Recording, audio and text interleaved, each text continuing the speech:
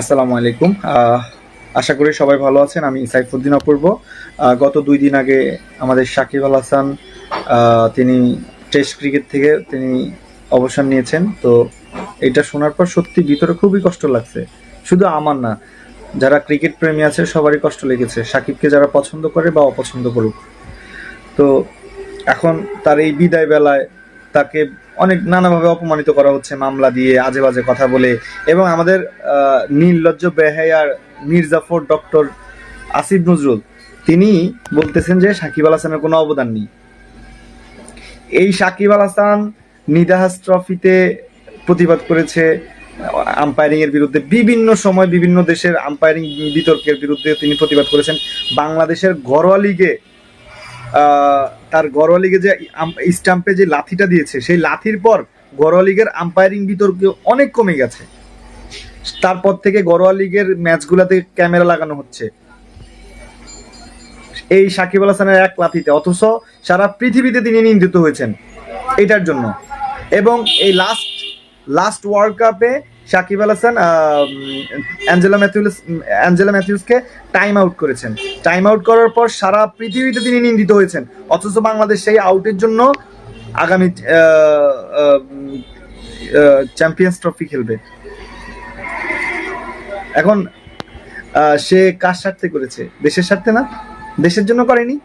Doctor Asif Nazrul, নির্লজ্জ বেহায়া মির্জাফর, আপনি কি করেছেন? আপনি কি করেছেন দেশের জন্য? গুজব ছড়ায় দেশটাকে সাজানো গোছানো দেশটাকে ধ্বংস করা ছাড়া এই প্রজন্মকে আপনি বিপদগামী করে ফেলছেন।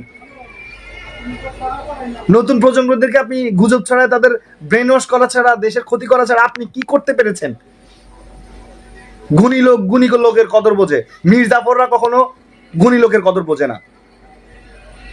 এই সাকিব আল হাসান বাংলাদেশ ক্রিকেটে, সে বিশ্ব ক্রিকেটে এমন কোনো প্লেয়ার নাই যে সে কেউ 3 ফরম্যাটে একই সময়ে সেরা অলরাউন্ডার হয়েছে। একমাত্র বাংলাদেশি ক্রিকেটার সাকিব আল হাসান হয়েছে। বাংলাদেশটাকে সে বিশ্ব দরবারে প্রমোট করেছে, এই নামটাকে সম্মানিত করেছে। আপনি কি করতে পেরেছেন? আপনি পেরেছেন বিশ্ব দরবারে এখন বাংলাদেশকে যে সম্মানের জায়গায় নিয়েছে গেছে, সেটাকে এখন দুনিশ্বাত করে বাংলাদেশকে আবার সেই গরিব ভিখারি জাতিতে পরিণত করা। এই ভিখারি জাতিকে শেখ হাসিনার নেতৃত্বে আজকে বাংলাদেশ একটা সম্মানের জায়গায় আসছে, সেটাকে আবার ভিখারি জাতিতে নিয়ে যাবেন আপনারা। আপনার কোনো লজ্জা নাই ডক্টর আসিফ নজরুল? আপনি এখন এতদিন এত সমালোচনা করেছেন, 26 লক্ষ ভারতীয় বাংলাদেশে চাকরি করে, তাদের জন্য বাংলাদেশিরা চাকরি পায় না। এখন আপনি তো ক্ষমতায় আছেন, এখন তাদেরকে বিতাড়িত করুন, বা ভারতীয়রা কোন কোন জায়গায় আছে তাদেরকে আপনি চিহ্নিত করুন, জাতিকে সেই তথ্য প্রকাশ করুন জাতির কাছে। এবং আপনাদের সম্পদের হিসাব দেননি কেন জাতির কাছে? হ্যাঁ, এবং 500 টন ইলিশ শেখ হাসিনা দিত বলে এত দোষ হয়ে গেছে শেখ হাসিনার, আপনারা এখন 3000 টন দিচ্ছেন, 6 গুণ বেশি দিচ্ছেন কেন? আপনাদের আসলে লজ্জা নাই। মির্জাফরদের কখনো লজ্জা থাকে না। মির্জাফর বেঈমান আপনারা। এই জাতিকে আপনারা কত বড় ক্ষতি করছেন, জাতির অনেকেই এখন বুঝতেছে, অনেকেই বুঝতেছে না। কত বড় দেশের ক্ষতি করলেন আপনারা, আপনার লজ্জা নাই। এই জাতি আপনাকে কখনো ক্ষমা করবে না। খুব শীঘ্রই এমন দিন আসবে যে আপনাদের জামা কাপড় খুঁড়ে পিটায় আপনাদেরকে দেশ থেকে বের করবে।